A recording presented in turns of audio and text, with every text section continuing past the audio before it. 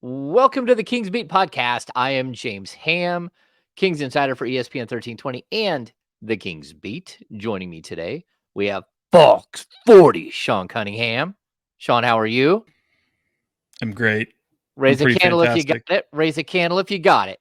Well, of course I've got my candle. Podcast candle. Cocoa Paradise. Bath and Body Works. We are so random. And of course, Ooh, joining us as well is Brendan Nunez from the Kings Pulse podcast. Brendan, how are you? Good. You guys tried to get rid of me the last couple episodes, but you can't. I'm here to stay with my waterfall candle. Clearance sticker still on it. That came from a liquor store. Dude, I only buy candles on clearance, so or on sale. I think that's the best way to buy a candle. I mean, I don't know. I guarantee you, though, this one is top shelf. This is fantastic. All right. Sure. Welcome in, everybody. I'm glad to see both of you. It's been a little while since the three of us have been together. I think it's actually been like 3 episodes. One where it's just me and Brendan, and then 2 where it was Sean and I. But it's good to have all of us together. What's going on? How is everybody? Well, I haven't seen Brendan in a while, so I'm a little concerned. About what? Like, what have you been up to, pal? Just avoiding you guys any way I can, really. Successfully, if I might add. Yeah. I'm doing fine. Settled into the new job. That's going well. I feel like I belong. You know? Congratulations. Yeah. We're excited for your new job. They'll get to know you, and that'll change really quickly. Yeah, yeah. But I got a grace period for a little while, you know? Yeah. Yeah, just make the 90-day cutoff, and once you get past probation, then, let it rip. Just do whatever you got to do, Brendan. Do whatever you got to do. I will keep that in mind. All right, so let's take care of the business. If you're watching here on YouTube, we'd love it if you gave us a thumbs up. Subscribe to the channel. You're probably going to need to subscribe in order to comment. Maybe not, because we're not doing a live show. Jump on board with the Kings Beat. Go to thekingsbeat.com, become a premium subscriber. We had a happy hour like 10 days ago with Deuce and Mo. That was super fun. We'll have another one coming up soon. Maybe we'll do a location thing. I don't know. It's like, you keep saying that. I don't believe you anymore. We're trying to balance. I'm trying to balance the work, and a little bit of life, thing right now, which has not been the easiest, but, I don't know. We're rolling, right? When we do a live show, we'll really be rolling. Okay. Yeah. That'll be the day. I think Brendan and I are going to protest until we get that in-person live show. We James, we got our happy hour, and we just go, no. We turn our backs. Yeah, we need to do an in-person live show. It's just like figuring it all out. It's a bit of a mess. Again, doesn't have to be a live show. I mean, it'd be kind of cool, but that's true. We could just do a live hangout. Okay, maybe that's what we do, and we don't have to do a live. We don't have to have equipment. Bro, we say this every time. Then he always goes, "That's true," as if it's the first time he fucking heard it. No, we've talked about this several times already. Sean, the children, man, the children. Well, what are the Wilcox children gonna think? You drop an F-bomb in the first 5 minutes. 3 minutes and 45 seconds in, Sean has already been eliminated by the YouTube monster. They should know by now. Yeah. Okay, so we got lots to talk about. The cool thing about I like reactionary shows where we do a show right after a preseason game. But to be honest with you, this one, since no one went to Vancouver at all to represent Sacramento media, I kind of feel like we needed to pull back a couple of days and then wait until we got Mike Brown to have some of this conversation, if that makes sense. And I think we got some answers today. I'm not sure we got all the answers today. We seem to be wasting some questions in our media circles, and I'm not sure what's happening. But when it comes to the Sasha Vezenkov thing, we're going to start here. Sasha, throughout camp, we can see sort of the guys wearing different colored jerseys, right? So we have black jerseys, which represent the starters. We have blue jerseys, which represent the third team. We have red jerseys that represent the second team. And then what else is there, Brendan? Gray? Gray is second team. Yeah. Gray is second team. Okay. Black, Red, gray, blue, red. blue, red. Okay. And so we've seen some. Sean is back after mysteriously disappearing. I will disappear probably twice more. If what are you cooking? What are you cooking? Like there's a spit it out, Sean. Pasta deal with also some reheating of some wings. So there's a chef. A couple things that we're kind of doing at the same time. So I didn't know you were a culinary expert. I'm gonna burn down the damn place. But yeah, I'll be up there a couple other times for the YouTube viewer. You'll never notice it on the audio. So let's just keep going. I went on a hit on ESPN one time. Here we go.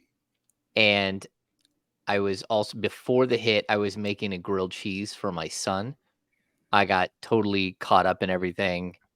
I ran downstairs, went and started the hit. And then I heard the smoke detector go off and I had to sprint upstairs in the middle of a live hit to pull the grilled cheese off the oven that I'd left on still. Yeah. My bad. Those things happen. So Sean's over there burning shit. We'll be okay. Yeah. You're over there burning stuff. But to your point of the rotations, the groupings that we saw today, at least from what I gathered, and we're just kind of catching the end here. So keep in mind they could have changed jerseys throughout the course of the practice, but what we saw at the end was typical first lineup: Fox, Herter, Barnes, Murray, Sabonis. Mm-hmm. Second group, same as we have seen recently: Davion Mitchell, Malik Monk, Chris Duarte, Trey Lyles, JaVale McGee. Third group today was Jordan Ford in place of Keon Ellis. So Ford, Colby Jones, Kessler Edwards, Sasha Vezenkov, Alex Len. And fourth group, Keon Ellis, Jalen Noel, Deontay Burton, Jalen Slauson, and Chance Comanche. Okay. I have two things to say really quickly. One, that's actually pretty impressive that you were able to rattle all that off. But like, who cares, right? I agree. Who I don't mean to be the guy that just pisses on the parade. There's so much overreaction to one preseason game. There's so much overreaction to who wears what color jersey, and even what Mike Brown. I was almost grimacing as Mike Brown was, and I know we're going to get to those comments in a minute, but I was almost grimacing for Mike Brown as he talked about Sasha Vezenkov and where he fits in the rotation after one preseason game. And it's like, he's answering the question honestly, and I think it should be taken that way. I think there's going to be a lot of people who blow those comments out of not only context, but out of proportion. I mean, think of last year, what you learned from Keegan Murray and him having to kind of earn his spot a little bit and come off the bench. You've got some people who've been on that roster for a little while, and you kind of have to let things play out. Plus, yeah, the team looked like shit in the preseason game, as most teams tend to do. And remember, this team started off 0-4, and they still finished third in the West. So I just hope people remember stuff like that when they get overly analytical about what they're seeing and I don't mean it to you, Brendan, at all. I don't mean it like that, but I feel like we have to get out ahead of that before people start to really chisel away and start really overreacting to certain things. Don't you guys agree? Sean wants to break out into "Wish you would step back from that ledge, my friend." Isn't that about suicide? It's about suicide, right? Jumper? Maybe. It sounds like it. Yeah. I don't know, but there are certain Kings fans that like live and die by this stuff, and I get it. Like, especially we go through a game and everyone's panicking, like, why is Sasha not in the game? We got to ask him. We got to ask Mike about it. But I felt like I wanted to ask him about it on Saturday, and I didn't feel well during our media scrum. But there was also a bunch of weirdness in our media scrum on Saturday, and really you don't remember the weirdness of Saturday. Well, we don't. We'll just fast forward through that then, Sean. I don't remember. You don't remember? I don't think I do. Okay, we did have a long discussion about the 19th man on the roster, but that's okay. Yeah, I remember now. So, but that would be a good example of what I was just talking about, right? Yes. Seeing Jalen Slauson play well in one game or in one scrimmage that you happen to get 2-minute peek of does not tell a whole story. No. And so my point isn't really that, as much as I was sitting there like ready to ask about whether Sasha was going to get treated a little bit like Keegan Murray did last year going into preseason, because we had seen him not with the second team. And, again, Mike Brown started KZ Okpala the first 3 games of the season last year. People seem to forget that. KZ Okpala started and Keegan Murray did not. And Keegan played 80 games. He started 79 of those. The first 3 games he didn't start. And so for me, I was kind of wondering the same thing. Like, there have been people here in the gym working out all summer long, and you have to give them an opportunity because they've done the work, and they've done the work in your gym to be here and to do the things that you've asked, to learn the playbook, to do all the finer nuances of fitting in with this squad. And Sasha wasn't here, and he got here a couple of weeks ago. And so they're ramping him up, but like we saw it in game 1, like the most rudimentary play that the Kings have is where a guy has a ball on like the right extended elbow outside the 3-point line, and he walks the ball over to his buddy who's in the corner, and the guy in the corner comes through and uses that guy as a screener, as a DHO, gets a handoff and goes around the top. That's when Sabonis comes out and sets another screen. Well, Sasha keeps leaving his post and going down and doing these cuts. I think we all appreciate the cuts, and the cuts are incredible, but at the same time, he's not doing what everyone else is doing, which is why Kessler Edwards threw the ball into the first row. And so there's a lot to picking up the nuances of the offensive, learning the defensive sets, of all these things. And I don't think anyone should have a knee-jerk reaction, because even Sean getting up and saying, I will not listen to this, he's going to get food out of the oven. For those of you who are not watching on YouTube, you're probably wondering why we're laughing, because Sean just gets up and walks away. But Brendan, you understand what I'm saying? Like, this feels like business as usual in a Mike Brown's training camp. It does. I mean, Sasha said since day one that this was going to be a process. He knew that it was going to take time. He constantly repeats it's just about getting better every day, whether that means practice or a game or anything. He's just about getting better every day. And he said himself since the beginning that this was going to be a process. And I feel like we've heard the same things from the coaching staff. There's an adjustment to the NBA game itself. Coach Brown today talked about how he needs to learn tendencies of opponents a little bit better and guys that he could likely end up matching up with. And then offensively, there's still going to be some growing pains with this second unit. Like Duarte is new. And if Sasha is in that group, there's a little bit of getting used to as well. So I do think that we've kind of been hearing the entire time this was going to be a process for Sasha. And that's what it's looked like. He seems accepting of that, and the coaching staff is approaching it that way. Sean, is there anything that you've noticed that you're just like, oh my goodness, that's not going to work when it comes to Sasha? Because for me, It's not that. It's just like getting used to everything. No, it's a lot of chemistry. It's a lot of personnel. It's a lot of the NBA game, which I honestly don't think is going to be that difficult for him. I think I think certainly you're going to see some growing pains, and yes, this is a rookie season, but I think he's going to fit in probably pretty fine. I think the preseason is for all the tinkering, and I think the one interesting thing about these next few weeks, and I think Mike Brown kind of shed some light on it today, which was, the fact that the starters, as expected, he doesn't have to tinker there. He doesn't have to bring a guy into the starting lineup, see what it looks like. He knows what he has. And barring some major setback with those starters, that's those guys who ended out the last year will be the starter unit for this season, barring any injury or major setbacks. So the figuring out of the second and third units, and really you don't figure out a third unit because those are the break in case of emergency, break glass in case of emergency, or you have something terribly go wrong, because you're not going to go that deep into your roster. And I think, you're going to probably see some games where Sasha doesn't play. Maybe you see a game where Sasha goes to, dare I even say, Stockton to kind of figure out some things.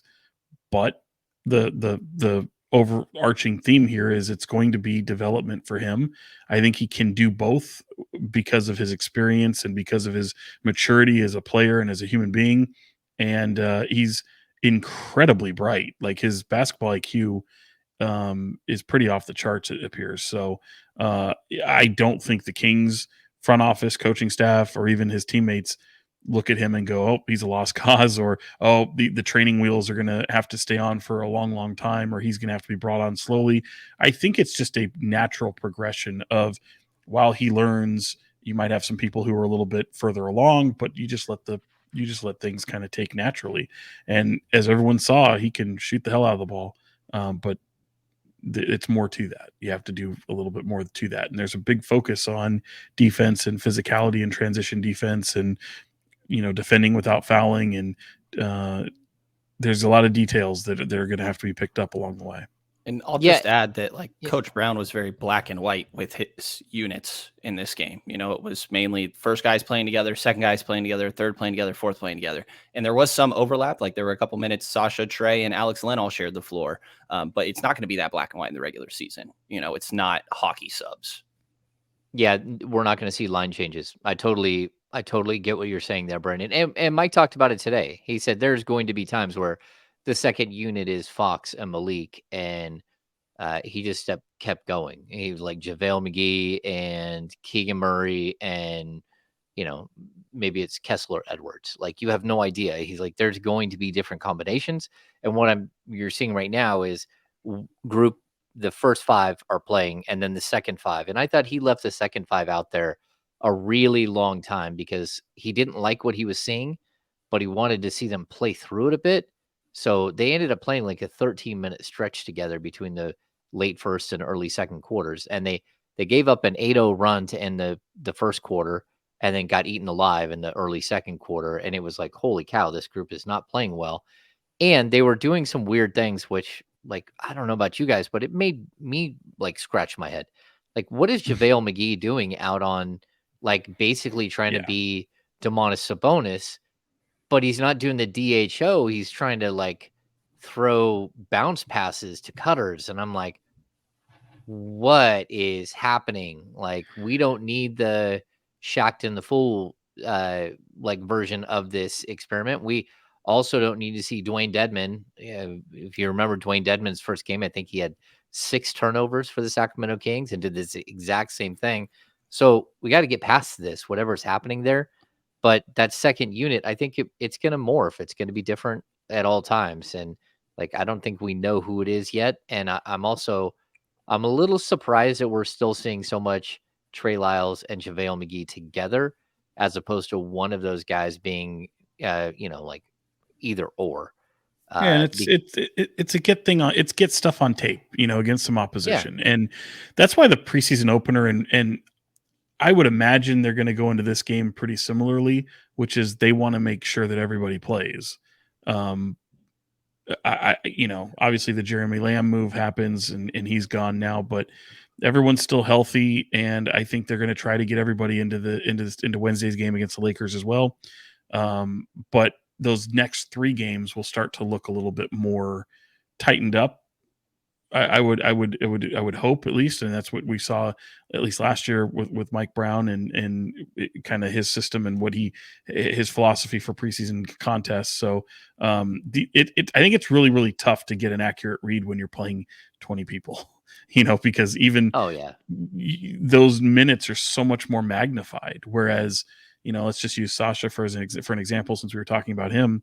He might have had 18 to 20 minutes to where he could have played with upper echelon opponents, upper echelon teammates, as opposed to people who might be deeper in the roster and might find them, and obviously will find themselves in the G League or on different teams or just not in the league. So that you kind of take that with a grain of salt as well, and because those will have impacts on the way your player will play. And I expect it to be kind of similar Wednesday, but now that you'll get some tape, they'll shrink up the roster a little bit, and those remaining 3 games might look a little bit more like what you come to see in the early go of the season. Yeah, I want to take on 2 things really quick there. Number one, Jeremy Lamb was waived. He wasn't there today, so I haven't looked at the official register, but league source confirmed to me Jeremy Lamb was being waived yesterday by the Sacramento Kings. Yeah, it was official yesterday. It's on the wire and all that. Yeah. Okay. Yeah, the hope is that he will show up in Stockton and play with the Stockton Kings. I'm not sure how that works out because I think the Kings still own his NBA rights, but I don't know about the G League stuff. That one there is different because he's a seasoned veteran that I don't think he would have to go through the draft process, but maybe he does. Either way, this was the plan all along. Was Jeremy Lamb was only going to be in camp for a couple of days. And then they didn't know how long it would be, but this is kind of what they expected. You get through the first preseason game and then it's time. And it's not that he did anything wrong. It's just that this is a minimum scale, probably Exhibit 10, maybe a little bit more money than Exhibit 10, but probably not, because then you can't allocate him to the G League. So just want to clear that up. He is gone. The Kings roster is now at 20. I don't expect them to add anybody so they can, unless they were going to add somebody just to cut them so they can send them to their G League affiliate. But they've already done that with quite a few players. The G League team is already pretty set. I don't know. Lots of players going to be there. The second thing is, we haven't really mentioned this. First of all, training camp was moved way up. I don't know what was going on here. We're used to media day is the last Monday of every September, and training camp starts the next day. So we're used to this being where we are right now, the second week of training camp, and they would have had one preseason game, but it would have been 8 days in, not 5 days in, if that makes sense. So it feels like everything's been moved up, which I don't think is a great thing for a lot of teams in the league. And it's not a great thing for players like Sasha Vezenkov, who's trying to figure out how to fit in. But it's a good thing because the Kings starters know exactly what they're doing, and they look like the well-oiled machine that we thought they would be. So, Brandon, did we miss anything? It seems like there was one other thing Sean said that we had to maybe parse through a little bit. I don't remember. It might have been what he's cooking, but no. I think that the second unit, to go to that a little bit, and the struggles that they had, like Malik that we got to talk to today mentioned that, Duarte and McGee are new, and so much of their offense does run through the big. And, to your point earlier, James, maybe he should be a little more pick and roll than dribble handoff with his skill set, but we will see. But I really think it has a lot to do with Duarte and McGee when it came to what we saw in that second unit, just needing to get accustomed to this offense. And De'Aaron Fox said today, so much of their offense, since it's so read and react, is you have to understand the tendencies of your own teammates and which guys like to cut, when they like to, and things like that. And I think we saw some of those growing pains with those two guys. But, to your point of maybe a little bit shorter camp, I'm sure that has an impact, and it's just going to take a little bit of time. Yeah, I'd also point out, too, that Chris Duarte, while he's played a ton relative to his career, the first year and a half in the league, he played with Domantas Sabonis. He is not playing with Domantas Sabonis right now. He's playing against him most of the time in practice, and he's not playing with him in games. He's with the second unit, not with the first unit. That's the way it's going to be. There's going to be times where, again, they overlap, but you're not going to see Duarte and Sabonis in the starting lineup. At least I can't imagine, just because that's the starters are the starters on this team.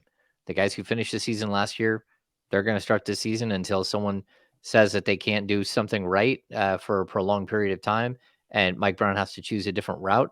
I don't even foresee that. Barring injury, I think the starters could start, if everyone was healthy, they'd start 82 games together. I don't think there is a way for someone to crack in.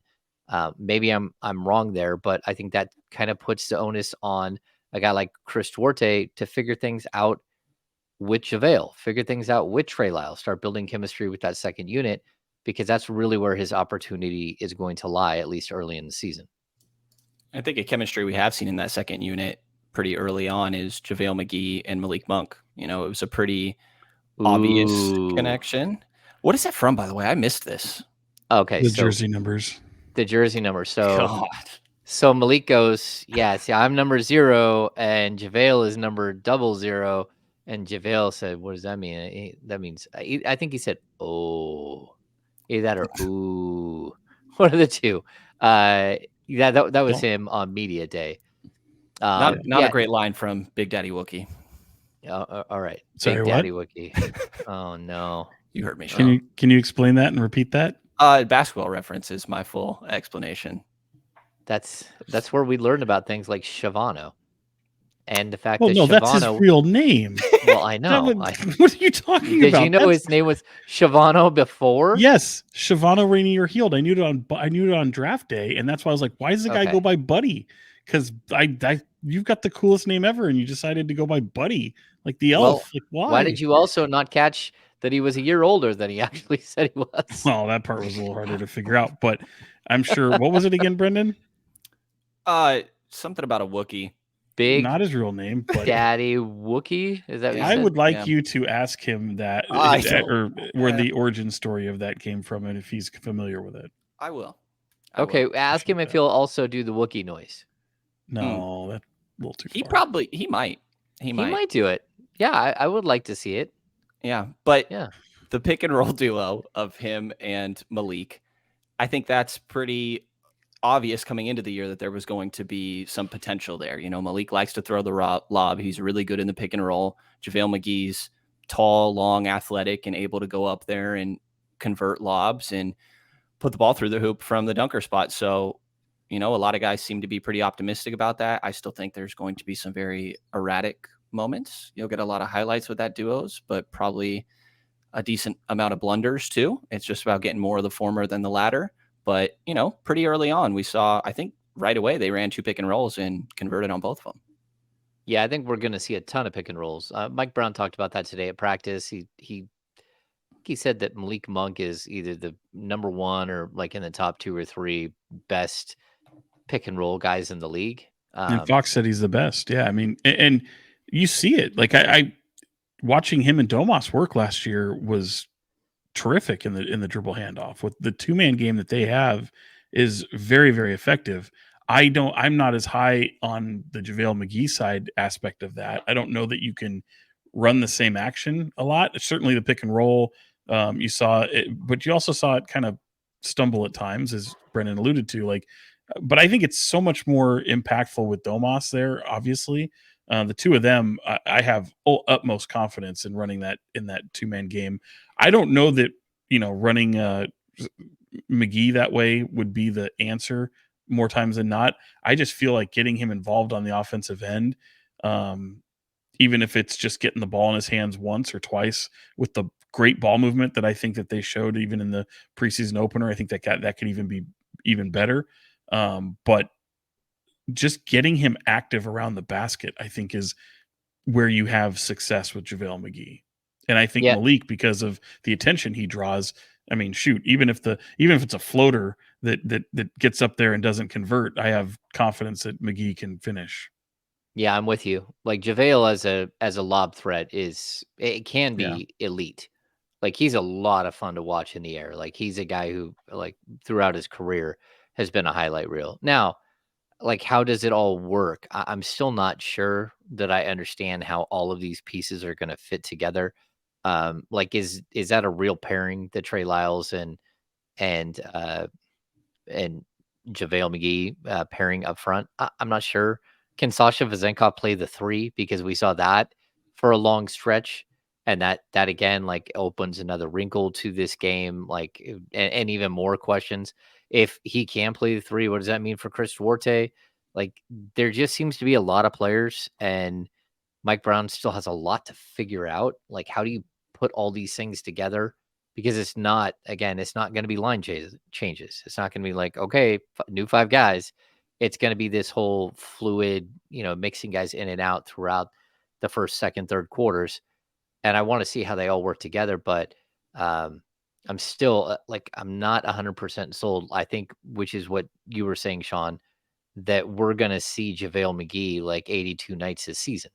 That's not kind of like, if that happened, I would be shocked, because like Trey Lyles as small ball 5 was really effective. And the way this team moves and shoots all over the court, and like, I want to see more of that.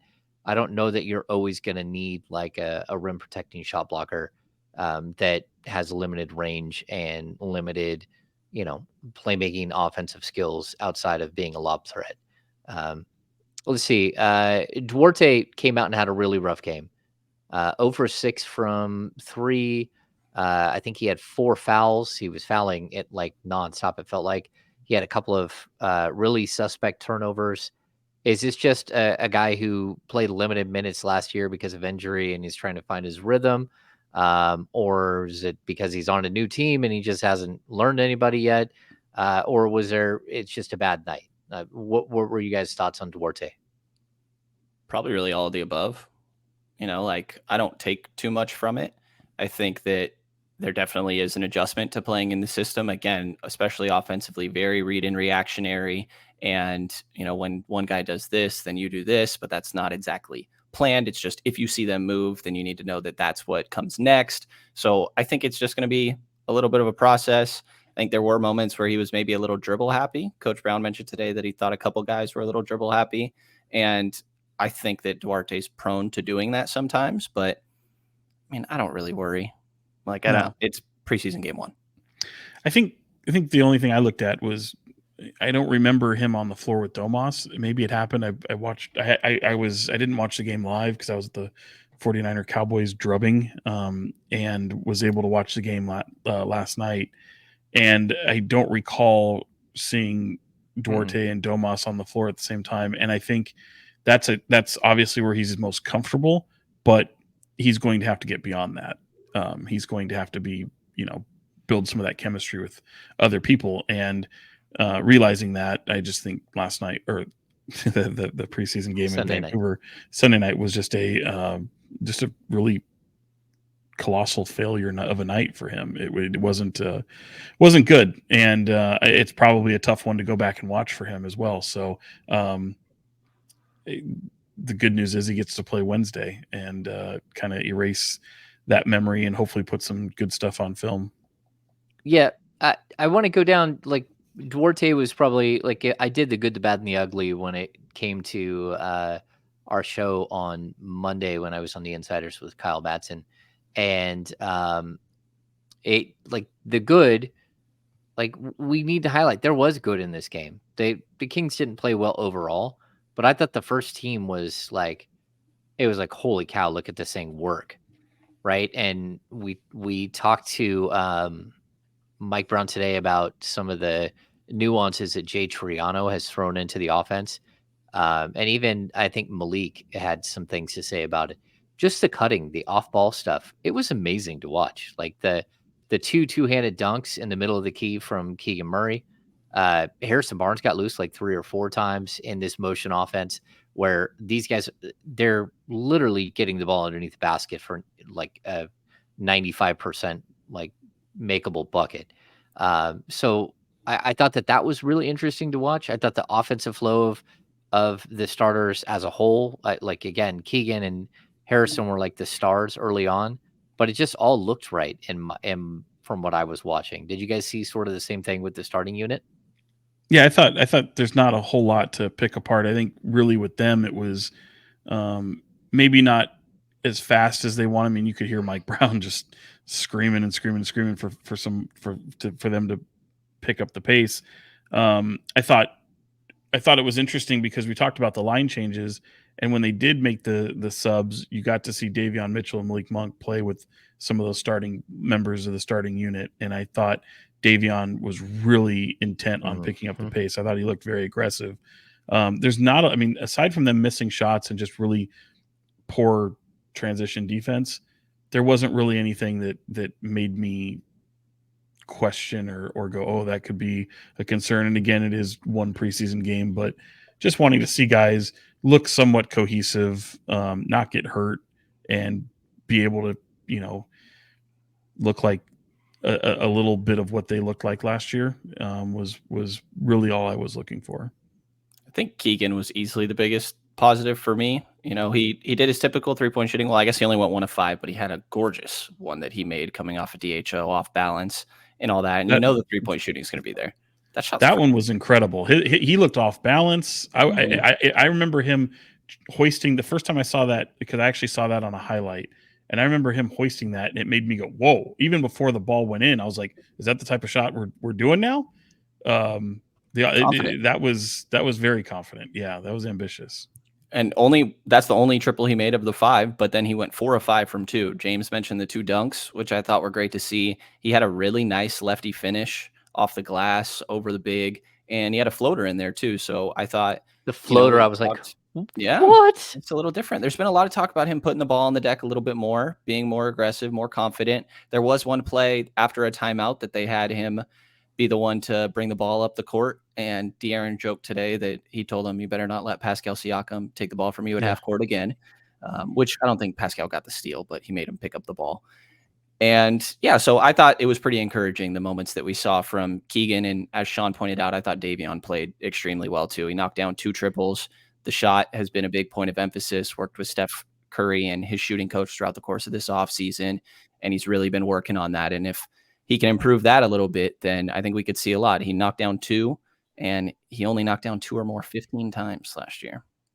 Yeah, and you know what's funny too is going to Keegan more quickly, that first dunk where he didn't really blow by anybody, but you can tell that the defense didn't respect it. They thought he was like, I mean, the sea just parted. They just gave him a complete lane and he just went up and dunked it. And that's because no one thought he was going to try to take anybody to the hoop. Thought they were going to kick it out. So yeah, it's great to see him have that want to push into the paint, take someone off the dribble.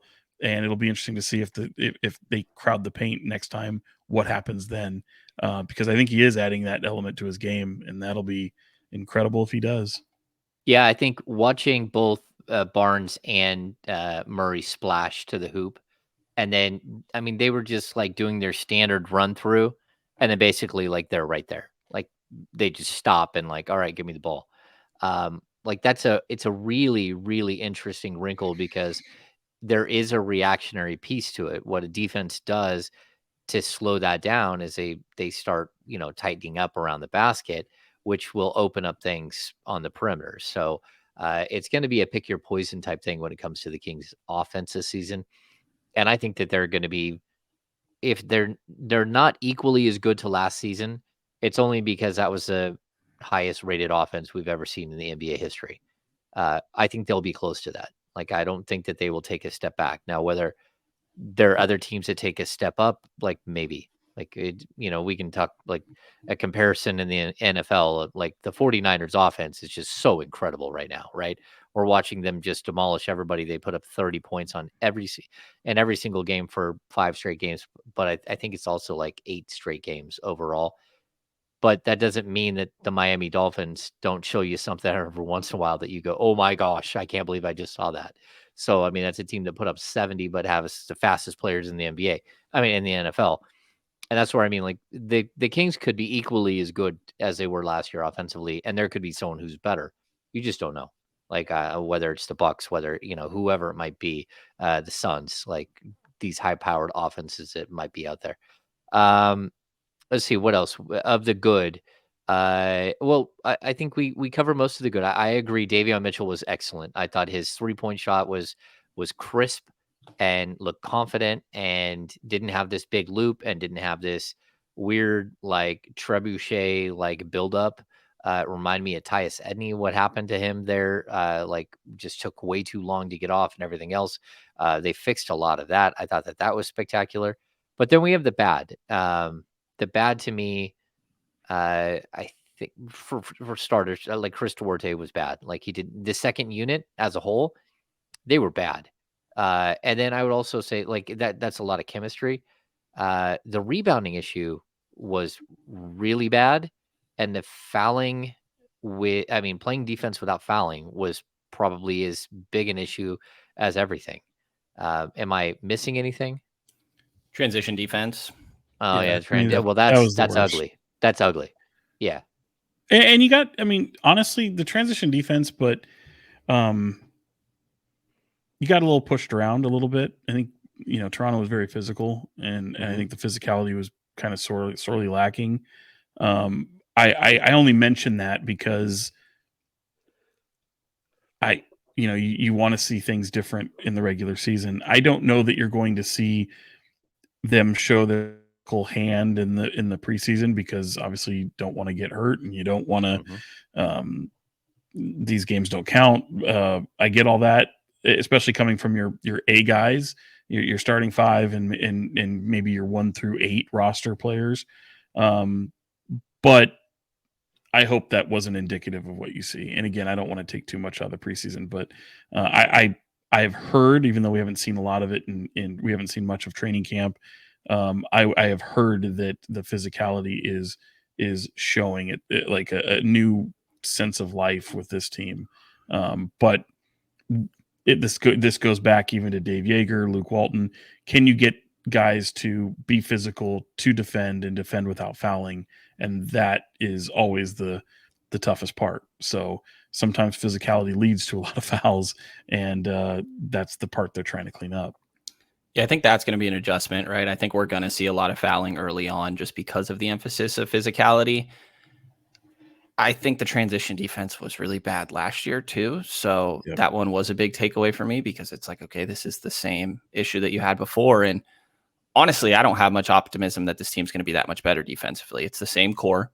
Your changes are really, you're going Terrence Davis to Duarte. You're going from Neemias Queta to Alex Mezzi Metu to Alex Len. And then you added Sasha in there as well. And I don't look at any of those like, okay, now this team is just going to be so much better defensively. Like they're just banking on being more physical and following schemes a little bit better. Like, am I crazy for not actually expecting much of a defensive jump? Maybe no, you're not. But what they will tell you is, well, we showed the ability to defend in the playoffs. We became a defensive team in the playoffs. They found a defensive spark on the road, which kind of, of course, it's when you win on the road, your defense is going to look a little bit better. But again, I think they show that they're capable of it. It's can you keep your foot on the gas? And it's weird because you'll get those moments where you're physical, and if the fouls are up, well, then guys are going to be like, well, I can't play physical now because, I don't want to be taken out of the game or I don't want to hurt the team. And yeah, it's tough. It's really tough. And that's going to be a multi-year journey for this team, I feel. Yeah, I think it's something too that when you're trying to teach players to be physical, like these guys know, most of them kind of understand what physicality is. But if you're not a physical player, that's okay. But if your coach is demanding that you're physical, it's a huge adjustment. It's like the old DeMarcus Cousins thing. It's much easier to try to cool down somebody who's too hot than to try to build a fire onto somebody that doesn't have a natural fire, right? And so trying to force someone to be physical, it's a lot of times it's asking them to be totally outside of their comfort zone of who they are as like people and who they are as players, like their entire career. So like I get that that's like the mantra is that we didn't make changes, but we're gonna be different physically. The only thing I would say is like they did it in the playoffs. They also during the third and fourth quarters last season, they weren't that bad defensively. Like they can be a solid defensive team. I don't think they can be a top 12. I don't know that they can be a top 15, but I think they can get into the top 20. They finished last year 24. But in order to do that, like we saw the physicality issue show up like in the rebounding numbers. It was just gross. Like if you're going to shoot 10 of 45 from 3, you better get some rebounds because that's a bunch of long rebounds. There long rebounds should be had everywhere. And they even got out rebounded on the offensive side of the ball. I think Toronto had 9 offensive boards, they had 8. Like those are things where you're looking very quickly and saying, "Hey, look, if we don't team rebound, we're going to get clubbed." And I think this is part of the ugly. I'll just flat out like Keegan Murray and Harrison Barnes, they just can't have 0 rebounds. That's just not the way it goes. I mean, that we're talking about Coke machine stuff right here. Straight up, we're talking about Derek Williams type stuff. We're talking about what's the mannequin. Manny the mannequin can get more than 1 rebound if you just set him underneath the basket. And so I was really surprised that wasn't an emphasis coming into the season, that those guys were going to hit the boards harder than they did before, because that's why you lost in the playoffs. I mean, you lost because Steph went for 50 something, but you also lost because you couldn't get any rebounds in crunch time. And like there it is. It's just sitting there right there to be an issue again. So if we don't see a change from Keegan, from Harrison, and then from everyone else who steps on the court, this team is going to have some problems there. Am I crazy? No, I mean, they need a rebounder, and you would like one of them to be one of either Keegan or Harrison. You could probably throw Trey Lyles into that mix as well. You have just a bunch of guys in those positions that don't rebound. It's not like Sasha Vezenkov is going to rebound either. So even though he grabbed a few on Sunday night, so because he outsmarted everyone, you saw that. Yeah, like he read the angle and was standing there. He got hit with the ball once, but he still got the rebound. But that's something that, like, you can see the intelligence of him, like, on the court. Like, he is so smart on the court. So yeah, that's one of those things where if you're Monty McNair and you're heading towards the midseason trade deadline, where you look at how do you add rebounding to this team without disrupting what you have, the good things that you have going for you, especially to have someone give Sabonis some help because he's the lone rebounder really on this team that goes out and gets everything. So yeah, that's a challenge for them. And the answer is Nerlens Noel. Let's just get it started already. Just kidding. I think to the point of Keegan, the answer is always Plumlee. What are you talking about? It's true. It's always Plumlee. I do think Sasha's an okay rebounder, but I think that, if you're hoping for someone to get better at it, it's got to be Keegan. We saw him get challenged about it last year. He had 6 games with double-digit boards. All of those came in the new year except for one. And so I think that there is some optimism you can find in him as a rebounder, but he's got to prove it still for sure. Yeah, and I would also point, like, Mike Brown, when the Warriors won the championship 2 years ago, they had 2 guys. They had Looney and Draymond average 7.2 or 7.3 rebounds per game. Those were their leaders. Their third leading rebounder was Steph Curry at like 5.3 rebounds per game. How they finished second in the league in rebounding, I have no idea. I do. It's that they all worked together and they fought to go get boards. And that's where, again, Davion Mitchell is not a good rebounding guard. He's going to have to be better. Malik Monk can be a very good rebounding guard. He's going to have to be that. And same with Kevin Huerter. He showed it. Like, don't go out in the playoffs and have a 9 rebound game, because once you do it, like, it's like, hey, where was the other 80 something games this season? So they're going to have to figure out how to be a team rebounding group. No one's worried about the 3-point shooting, right? Absolutely not. Not shot. But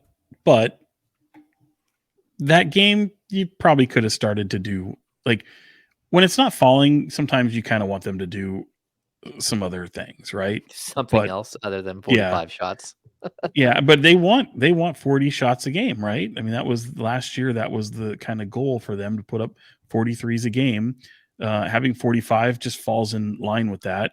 But in a game like that game where you're playing so many different people, I think you could have recognized some opportunities to make it a little easier on yourself. They shot 22% from 3. They only did that or worse one time last year. Okay. Not worried. Not worried. Yeah, I'm not either. Okay, let's get to a couple of strange things that are out there. Aliens? Billions? Is that what you said? Aliens? Oh, aliens. With billions, maybe? Oh, that would be great. Billions on aliens. I don't know. I think aliens are becoming a thing. We're starting to see billions. Like, I don't know what's going on. No. Balians? Is that what you were trying to... I tried, yeah. Yeah. Yours was smoother than mine. That's what Beyonce should call her. It shouldn't be the Beehive. It should be Balians. Balians. Wow. I'll talk to her. I don't know how. Yeah. I don't know how we got here. I don't know how we got here at all. ESPN released their top 100. Actually, they didn't. They released 51 through 100. And the Sacramento Kings had one person, Sean Cunningham. Can you guess who that one person was between 51 and 90 and 100?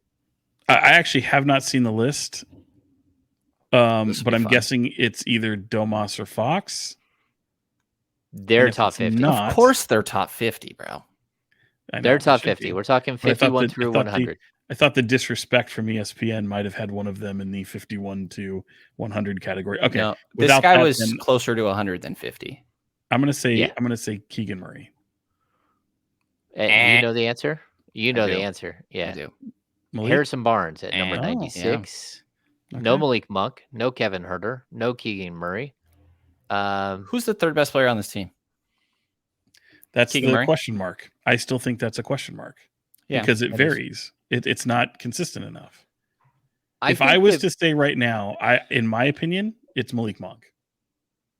Brendan, what do you got? I don't mind that. I think I'd go Keegan, but I think Malik it's between those two. I'm going to go with the guy who was the third best player on the team last year, and that's Harrison Barnes. Until he's not the third best player, he's still the third best player. Until someone unseats him, he's the third best player, in my opinion. Statistically speaking, yes. Yeah. Well, no, I mean, statistically, but like, he's the guy, if you need to slow down the game, he's the guy who gets to the free throw line. If you need to hit someone that can hit a couple of threes, he's the guy. Sometimes if you need him to go out and grab a bunch of rebounds, he can go do that. Still, he played 82 games plus 7 in the playoffs. Third leading minutes per game guy on the team. Like, look, I know he gets beat up a little bit for what he doesn't do, but like, he has fewer holes in his game than almost anyone else on the roster. I think in a perfect world, Brendan, you're right, that this year it's Keegan Murray. And if he's the third best player and somehow Monk is the fourth best player, and that leaves Kevin Huerter and Harrison Barnes to fight it out for who's the fifth and sixth best player, I think the Kings are a much better team than they are like walking into the season with sort of where we're at right now. If that makes sense.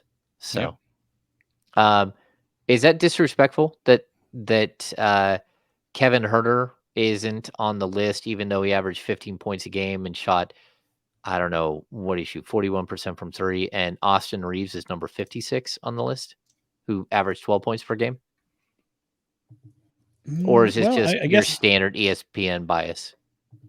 Yeah, I certainly think there's some of that, but I'll have to look at this list a little bit and see who you take off. Like, was that the one that screamed the most? I think that if you look at the way the years concluded last year, I think Austin Reeves took a huge step forward in the national spotlight than, unfortunately, Kevin Huerter did. It reminded me of the season Kevin Huerter had like 2 years ago when he got paid. So, I don't think there's much. I mean, honestly, it's very. It's one of those lists. They throw a bunch of shit at the wall and get people to talk about it, but I don't think it really matters. I think it's fine. I mean, look, Austin Reeves was a member of Team USA. He's got a lot of, upswing right now. Kevin Huerter is just fine. He's not hurt. His feelings aren't hurt by it. Yeah, go ahead, Brandon. Yeah, kind of scrolling through the list a little bit. This is my first time looking at it. Yeah, like Josh Hart at 91. There's Buddy Hield at 87. I would, take Malik over Buddy personally. I think there's some stuff in here that you could make the pitch that Malik could be better, or maybe that Keegan could be better. Jordan Clarkson at 77. I don't think he's that different from Malik Monk. Clarkson's good. I'm no disrespect to any of these guys, but yeah, I mean, you can definitely make the argument, but I'm curious to see where De'Aaron and Domas land. I'd imagine they'd both be De'Aaron top 20, Domas top 30. It would be my guess. I think De'Aaron's higher than Domas though. Okay. Yeah. I think they're both top 25. I'm going to my guess is that's a coin flip. They might be just together at like number 15 and 16 or something. Russell Westbrook's still in the top 100. That's a little odd. He is. Sean, who would you rather have, OG Anunoby or Austin Reeves? I personally would probably rather have OG Anunoby. Yeah, he's 67. What he does defensively. You look at guys, what do they do elite? And when you're part of the all defensive second team, when you're, first in steals or second in deflection, something like that. I mean, that's absolutely. I'll take it. OG Anunoby all day. Yeah. I mean, I don't even think it's. First of all, he's 5 times a defender. Austin Reeves is, but he's also a better offensive player right now than Austin Reeves. just because Austin Reeves did it for, like scored some points and for Team USA. I mean, again, he averaged 12 points a game last year. It's not like if he takes a jump this year and he averages 17 points per game, like, okay, he's a good player. But that doesn't still put you in the top 60 players in the NBA. I just don't buy it. I mean, there's a lot of really good players in the NBA, and I don't understand the Lakers bias here.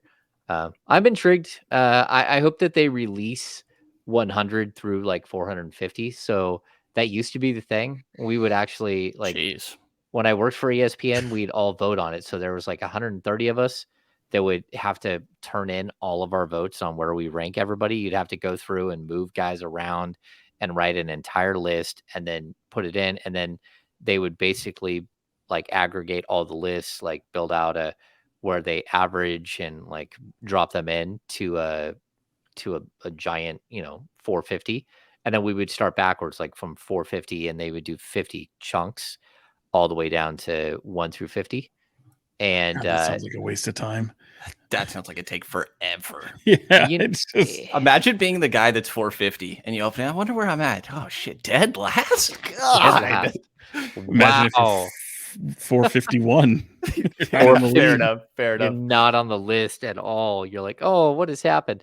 Yeah, I always thought it was strange. Like it's a weird way to do things, but they used to take it like it used to be earlier than this. So it'd be a topic of discussion building up to training camp and stuff. Is it weird to see though? Like you get a rookie in the top whatever, and obviously they haven't even played a game yet. Chet is like in the top 60. Sure, Scoot Henderson as well. I think Scoot Henderson will be a superstar. I'm just saying that, like, to rank your top 100 players, it just feels weird when you have a guy that hasn't played a game yet. It also feels weird to rank Cade Cunningham like as high as they did when Cade Cunningham hasn't, like, realistically hasn't done anything as a pro yet. And I'm not saying he won't, but like he hasn't done anything as a pro. He's been hurt like a good portion of his career, and the games that he wasn't hurt, it's not like he like was incredible. So yeah, I think it's kind of an interest. I mean, again, Chet Holmgren at number 73, Cade Cunningham at number 74. Yeah, it's weird. I don't know. I don't want to spend too much time on it. Moving on. We'll move on to the business of basketball. This should be a relatively quick one. The Kings already cut Jeremy Lamb.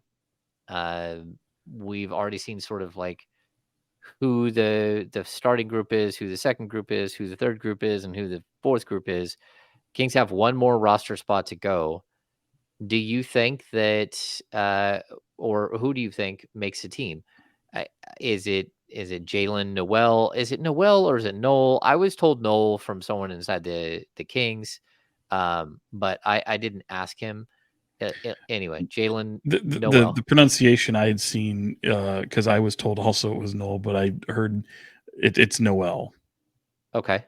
Yeah. So we've got him. We've got Deontay Burton.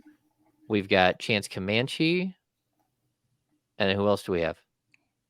That's it. What it comes down to, yeah. Yeah. Do you think one of these guys is going to open the regular season on the roster, or do you think all these guys are for Stockton or, wherever they end up? Yeah, I mean, I think Comanche I'd have last there pretty easily, and nothing specifically against him. And there's just a lot of bigs on the roster as well. Deontay Burton is pretty damn strong, and I think actually weirdly can cover a couple different positions if he's able to find a way to make an impact on that end. But I think he has like the physical tools for it and is a little intriguing. We've seen him throw down some crazy dunks at a couple of these availabilities. 6'4", 245, which is insane. He weighs more than Domas. Is that what we heard? Yes. According to NBA's weights, so take that for what you will. But yeah, I think he's interesting. And then Jalen Noel is probably, I would guess, the leader. I think that he does some interesting things offensively. He reminds me of Terrence Davis a lot, and I think Terrence Davis was better than him, but it feels similar as a player.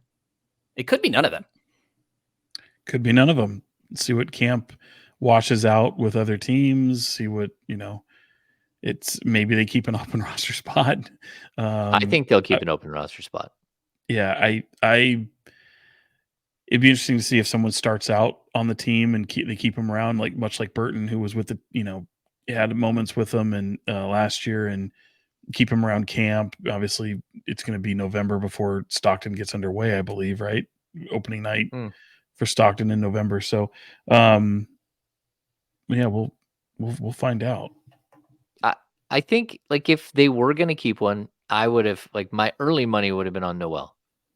But at this point, I don't know. Like Deontay Burton, he just has something about him that is intriguing, and he can shoot the three. He does highlight reel like fierce dunks, like the dunks like almost rip down the backboard dunks, right? I don't know. I like the Kings kept Chima Moneke last year, and just sort of a similar type of player, like a hustle guy. Although Burton is a more refined shooter than Chima, so I don't know. Maybe I think they keep nobody. If they keep anybody, that's who I'm leaning towards. But I don't know, we'll have to see.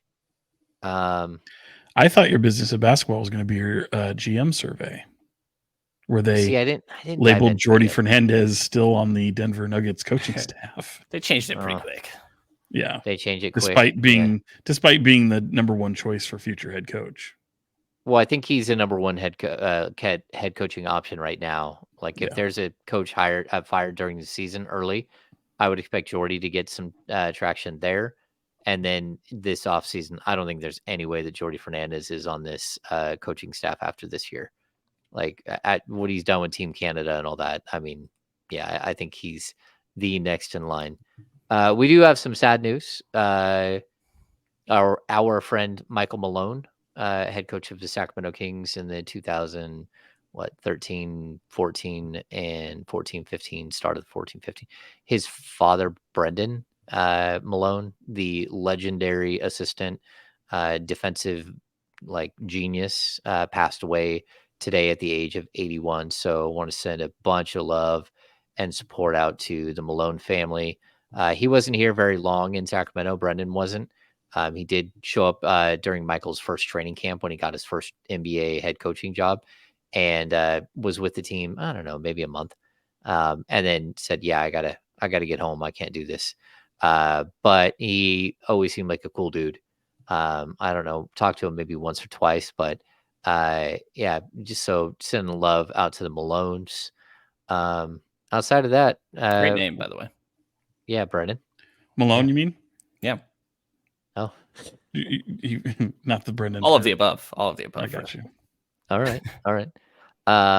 Yeah. Do you guys have anything else? Well, I didn't know if anything in that struck you guys as odd in the GM survey. Oh, I hadn't got to it yet. I'm sorry. Oh, you hadn't got to it. Okay. Well, maybe we'll save that for next time. But yeah, there's some interesting things there. I just, the Kings being able to kind of inch up on home court advantage, I thought was interesting. Mike Brown having the best offense, but that'll be kind of fun to kind of pick apart once you guys get a chance to roll through it. But GM's given Sacramento some love, showing that they're a fun team to watch and have high expectations for them. So that's a good thing. There were 3 categories that they led. Some Sacramento King member led. Sean mentioned 2 of them. Which head coach runs the best offense? Mike Brown, 33% of the vote. Who's the best assistant coach in the NBA? Jordi Fernandez, 31%. And reclaiming his throne as fastest player with the ball after Ja Morant won last year is De'Aaron Fox with 57%. A couple other things I remember in there is like Sasha got a vote or 2 for Rookie of the Year. And I believe that GMs can't vote for their own guys. So kind of interesting there.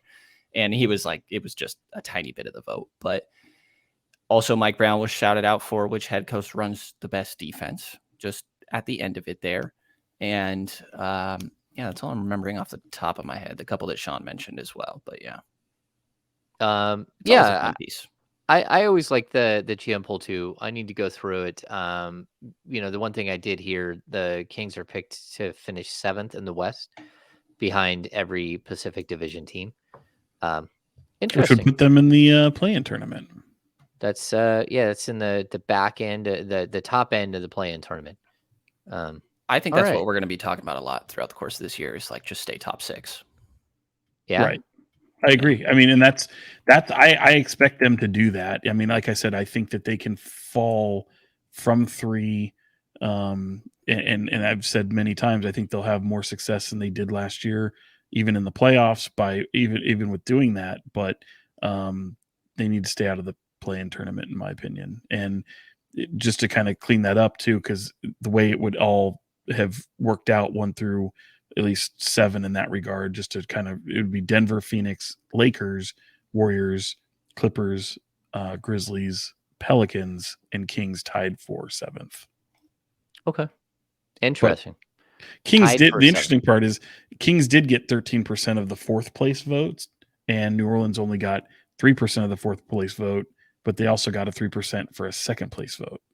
And I think that's what put them. Okay. So I'm intrigued.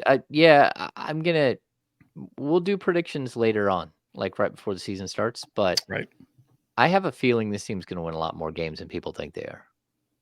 I do.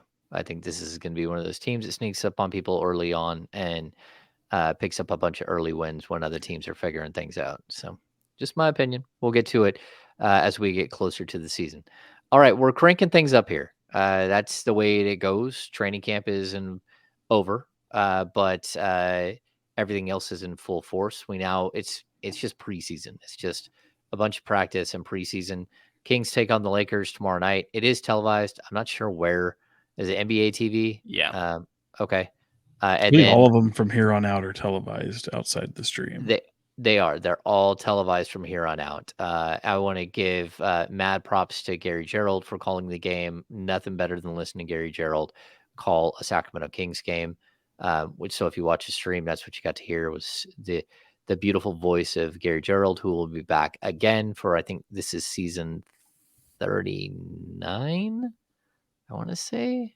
Eesh. It's also, there's some debate over whether this is the 100th year of the franchise, which is one of the funnest things to watch play out between our friend Jason Anderson and Kings media relations. There's a battle brewing over whether this is the 100th year of Sacramento Kings basketball, or whether it was last year and they missed it, and now they're trying to figure it out. They're calling it the 100th year, so I'm going to call it the 100th year. All right, the 100th year. The 100 years of Sacramento Kings basketball, like the 100-year storm. Okay, do you guys have any final thoughts? We haven't done this in so long. Final thoughts. First of all, Brendan. Bang, bang, them Niners. Whooped ass. I love to see it. I love to see it. I have family that is Cowboys fans. My little brother, who's 7, is, a lot of my family's trying to convince him to be a Cowboys fan, and I'm really pushing for him to be a Niners fan. And I keep telling him every time they play, whatever team wins, you got to be a fan of it. And he'll ride with them for about a day. I'll tell him certain shit to talk, and he'll repeat it, and then he'll go back to the Cowboys. So I loved to see that win. And the other thing I'll say is San Antonio OKC playing the other night was really, really fun to watch. Chet Holmgren, Victor Wembanyama, 2 guys that are just like freaks when it comes to their build and way that they're able to move at that size. Both dropped 20 balls. And had a little fun back and forth. So, and they flexed on one another. They did, it'd be like me. It's flexing. Hilarious. Yeah. Just find the skinniest dude out there and flex. It's like Squints from Sandlot. There you go. Yes. There's Chet Holmgren. So, I bought the 13-foot version for the audio side. Yeah, tell your audio listeners what the hell that is. The audio listeners, I have a 13-foot Jack the Skeleton King. Jack Skeleton. Is it Jack Skeleton? Skeletor? Yeah. It's from Nightmare Before Christmas, yeah? Yeah, Nightmare Before Christmas. But so the last couple of years we have Jack and we have Sally that are animated, but they're about, Sally's about 6 foot tall and Jack is about 6'6". And then we have Oogie Boogie. So, and he's Oogie Boogie's a bad guy. And I thought that was another. Thought that was another nickname for JaVale McGee that we didn't touch on. That we didn't know. So we now have replaced the 6'6" version of Jack with a 13-foot version. Like it's ridiculously huge. Well, what's that set you back there? What's that gonna? What's that set you back there? Yeah, I mean, if you don't mind me asking, it's going to be up for what, like 25 days? No. Okay, so that's the secret to buying Nightmare Before Christmas, guys. You throw a Santa hat on them, and you can run them all the way through the holidays. All the way through the holidays, Sean. You're playing chess when we're playing checkers. Seriously, what's that go for, though? Right. The big guy there, I think, was $350. Oh, stop it. Yeah, I think $353. They came out in, like, I've had it for 2 months. So shout out to John Bull. Me and John Bull, we both are huge Nightmare Before Christmas fans, and this is something that we do. Plus, is that the most expensive decoration you've ever bought? Me? Yeah. Yeah, probably. Like I don't know. We don't. We go all out for Christmas. We go all out for Halloween. My wife keeps wanting to like pay somebody to put lights on the house, and I'm like, no, we can't do that. Griswold and falling off the roof. Well, and my roof in the front is 30 feet tall, so it's like I ain't going up there. It doesn't matter. I can't. Clark Griswold and the Griswold family. Brendan was National Lampoon's Christmas Vacation. So I actually needed that explanation. Yeah, I appreciate that one. What? Played by Chevy Chase. He hasn't. I've never heard any of these words. No. Yes, you have. No. It's the gift that keeps on giving, Clark, the whole year long. Shout out to Clark. I'll show you. Yeah. Can't see the line, can you, Russ? Sean loves when I do. It's not that line that he loves. It's the line from Tombstone that he loves. It's a very random line. My brother's fucking kids. Yeah, there it is. Good one. There it is. Again, Tombstone, Brendan. I've seen this one. The King's Herald guys were on my ass about watching that for months. Oh, so you saw that, but you didn't see Life, huh? But you still haven't seen Life. But, Jason Tatum getting a Life tattoo maybe made me reconsider. We'll talk about this down the line. Did you see his tattoo, by the way, Sean? Or you guys? Yes, I did see the tattoo, but I cannot believe that an NBA player putting a stupid tattoo on his body was the inspiration for you to go, maybe I should see that movie. If somebody likes the movie enough, if somebody likes the movie enough to get literally the name of the movie tattooed on them, that's a good sell. All I can say, we're back. We are back. The Kings Beat podcast is back. So we're back to arguing about stupid movies, and Life has come up yet again. All right, that's going to do it. That's going to be a wrap. Thanks for tuning in to the Kings Beat podcast. Make sure to subscribe. Make sure to follow Brendan on his new adventure and his new job. And out of respect for that new job, we don't mention said job. You can figure out what Brendan is doing. Shout out to my people. Exactly. I can mention it. Big shout out to Sean Cunningham and all the work he's doing over at Fox 40. Make sure you guys are going to Fox 40 and watching all of the videos. His videos are much better than my videos, not the ones on Twitter. I think my audio is better there, but his regular videos are way better than mine because his camera rocks. And make sure to drop by and visit me and Kyle Madsen on the Insiders from 10 to noon, Monday through Friday on ESPN 1320. So that's going to do it for this edition of the Kings Beat podcast. We'll be back either later this week or early next week. We're still figuring this thing out as we're all managing new jobs and new lives and all kinds of craziness. But for Fox 40, Sean Cunningham and Brendan Nunez from the Kings Pulse podcast, I am James Ham, Kings Insider for ESPN 1320 and the Kings Beat. See ya.